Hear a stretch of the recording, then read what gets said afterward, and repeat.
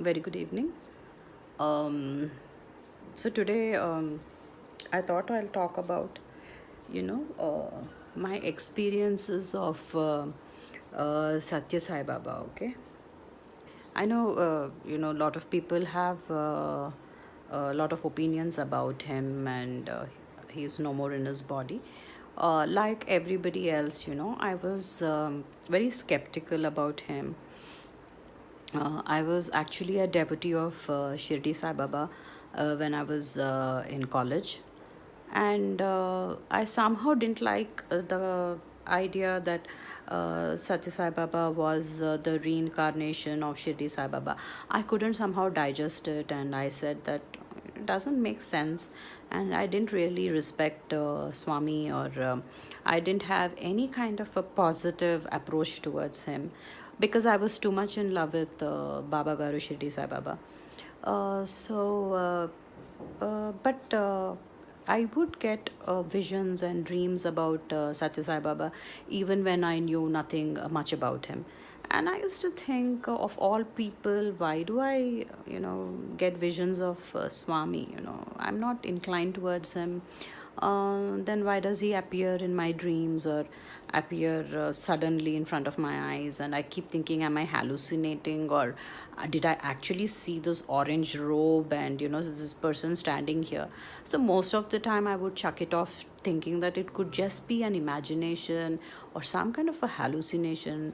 Why would a person like me see Swami? It was ridiculous, sounded ridiculous to me.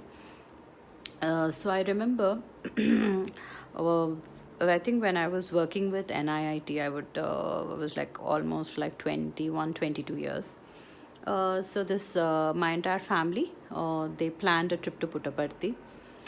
So obviously, they dragged me in and they said, no, no, let's go visit once. And I was like, I'm not getting leave at work. I have a lot of pending work. They just didn't listen. They said, no, no, we've already booked your ticket. Let's go. So I was very grumpy.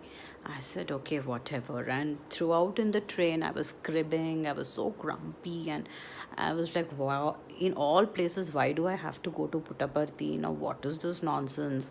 I am in love with Shirdi Sai Baba. I so adore him. And why do I have to see this chap who's calling himself an incarnation of, Shirdi Sai Baba? So, very half heartedly, I went to Puttaparthi. So we went to the ashram, and as soon as we went to the ashram, we were given some kind of a dormitory type of an arrangement. And I remember there was smell of urinals out there, and it looked quite untidy and unhygienic. And I was even more angry and upset. I was like, what kind of a place is this? Why do I have to come and stay here? Why did you guys drag me to this ashram? Everything is so yucky out here. I was just going on and on.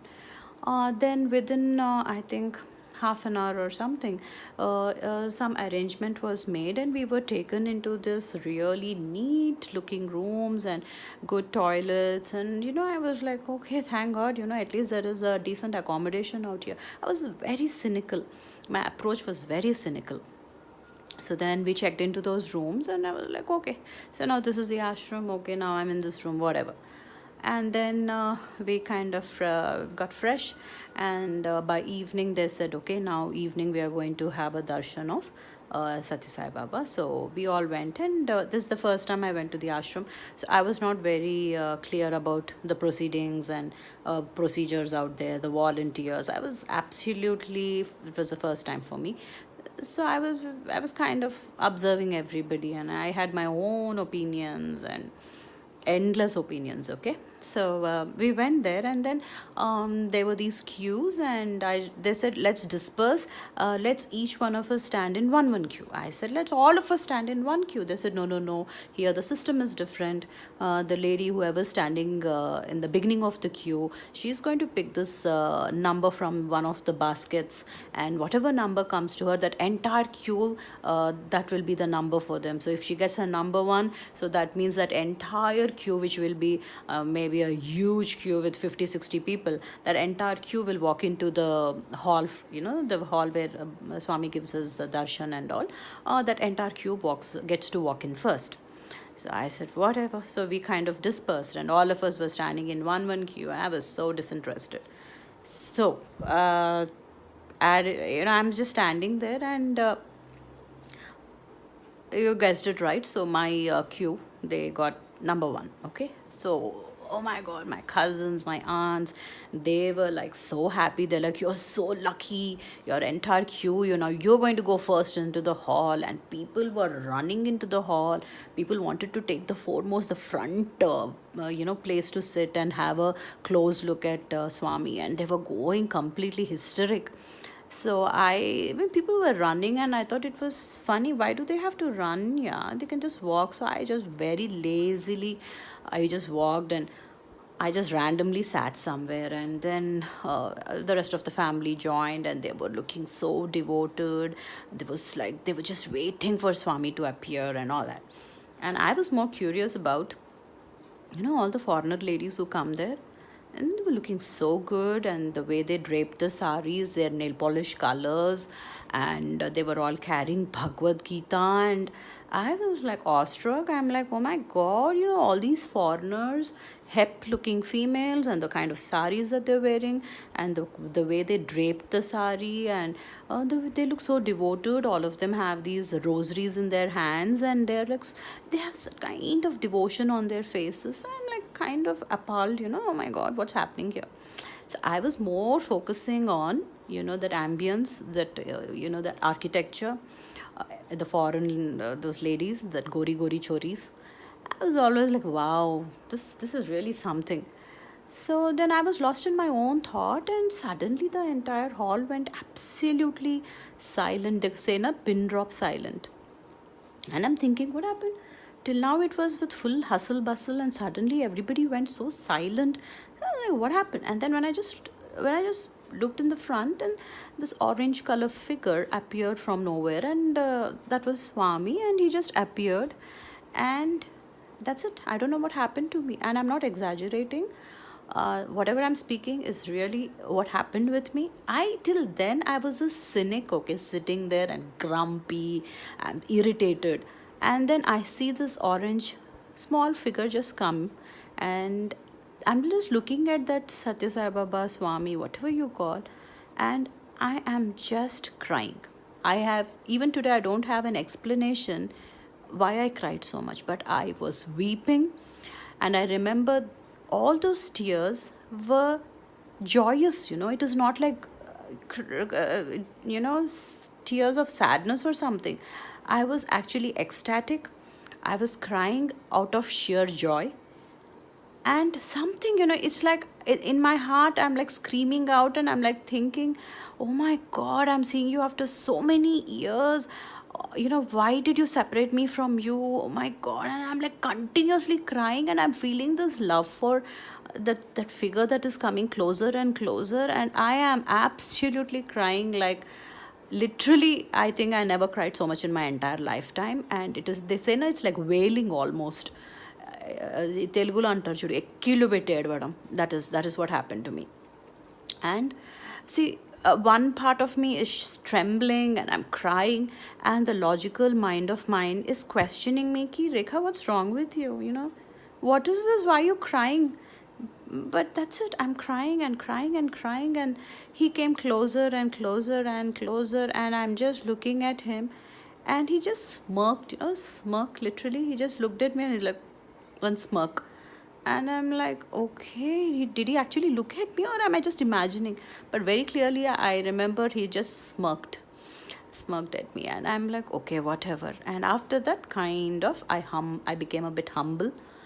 And then after I walked out of the hall, then I was not as grumpy. I was not very cynical. Everything around me changed all of a sudden. I became much more calmer. I was always clinging to my Satcharitra at that point of time in my life. I always had Sai Baba's Satcharitra with me.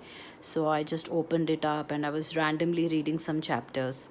So maybe an hour or two went by like that. And then again, the logical mind, as you say, it is an evil thing that's always dancing. So suddenly, I'm like, okay, now I cried. And I felt this kind of thing for Swami. I don't know whether it is true. Again, the same questions. Then I said, and it's like, I'm having this inner dialogue with Swami. I'm like, acha, so now you are the omnipotent, omnipresent Satya Sai Baba, whatever, people worship you out here. So if really you're omnipotent, omnipresent, and if you're really so divine, and you're like Shri Sai Baba, etc., etc., I'm sure whatever I'm speaking now in my heart, I'm sure you must be listening to it if you're such a big god or whatever. Okay, so I'm challenging him from inside of my heart, and I'm like, I have this throat pain. I'm not feeling well. Why don't you arrange something for me? I'm feeling irritated. I have this kind of an irritation out here because of the train travel and all that. So why don't you arrange? And in this kind of conversation I'm having within me, I'm like, why don't you do this? Yeah. And then we went into the cafeteria, and we had our meals, and then I was just coming out, and this Keralite lady, one Malayali lady, she just called me, and she just handed over me one bottle of water, and that was warm water, and there was some jeera in it, and she asked me to drink that, and I was like, okay, whatever. And I'm like, is he actually listening to me? Because I was just challenging him, if you're god, if you're this, why don't you blah blah blah. And suddenly this lady handed over that warm water with jeera in it, and I felt really better after having that water. And then I was like a absolutely naughty child. I was like, okay, I think he is listening, I think we are able to communicate. And then that night I just went back to our room, and we were supposed to rest. It was past 10:30 in the night, and I was highly constipated. Whole life this constipation problem. So I was highly constipated because of the travel and all that. And I was thinking, oh my god, tomorrow if I have to go crap, and it's going to be some kind of a delivery that is going to happen, and I'm going to be shrieking with pain. All sorts of stupid thoughts I was getting here. But tomorrow is going to be hell for me. I'm so constipated. My tummy feels so yuck, and this and that. And again, the same stuff. I started communicating. I said, acha, if you're God, if you're Swami, if you're this, if you're that, I am constipated. I'm scared of tomorrow. I'm literally scared to visit the washroom tomorrow. Why don't you send me something where at least tomorrow I'll have a clean, nice, happy bowel moment at least. I'm thinking all this, okay? And then at 10:45, somebody knocked at our door. We were almost sleeping, and then when I opened the door, it was my cousin. He said, this is some special prasadam that came from the inner quarters where Swami is, and then very few people got this. So I just got my hands on this. Let's all of us eat a little bit of it. So it was like those what do you call them, atukulu means in English kya bolte yaar, whatever, broken rice. Yeah, so that was the prasadam or whatever that came. So, and I'm thinking, okay, I was just sitting and thinking ki, okay, do this for me, do that, and somebody knocks at the door and they're giving me this atukulu. I'm like, now I'm slowly getting ki something is cooking out here. I said, okay, whatever, and I happily gulped it, and I slept. And as expected, the next day was absolutely happy bowel moment. No pain, no nothing, no constipation. Happy, happy, happy. So it could be because of the jeera water or whatever. See, logically, it could be anything. But then that was the challenge I was doing from inside, if this, if that, and all that. Okay, then again it was day 2, and we all went and sat in the hall, and again we were waiting for Swami to come. And people had these letters in their hands, and they said that, if Swami takes this letter, then you're supposed to be very fortunate, and whatever you wished for, that will definitely be fulfilled if Swami takes the letter. So at that point of time in my life, my husband, current husband, my only husband, of course, he proposed to me. That was the time he actually proposed to me, and I was in complete dilemma whether I should marry, should not marry, what should I be doing. So I wrote down in this letter that this guy's proposed, and I'm still in two minds. I'm not able to make up any decision. So I just wrote it down. I said, okay, let's see. And I told myself that, okay, let's see if he's going to pick this letter or not. So I was just waiting with that, and he came very close, but he didn't take my letter, and he just went away. So day 2 just passed off, and then day 3 was the last day that we were in the ashram. So now what they did, my entire family, they were very intelligent, okay? They collected all the letters and gave it to one of my uncles, and they said that at least, if he takes from your hand or whatever, all the letters will reach